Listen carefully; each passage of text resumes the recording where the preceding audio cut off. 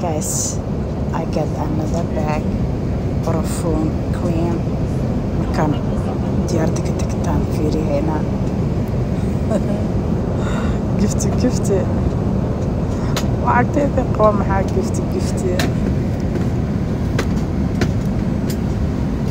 ka bixilaa wallaahi aad iyo aad ee Qatar Airways imaarkina maxay hata ii sheegeen soo dhaweysay because arkaysaa kuraasta caadigaha maaha waa business class go and back Qatar waxa waaye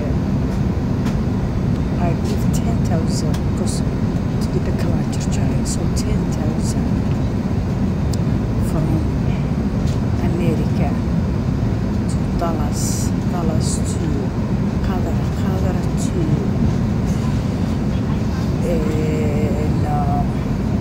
Mogadishu, first class.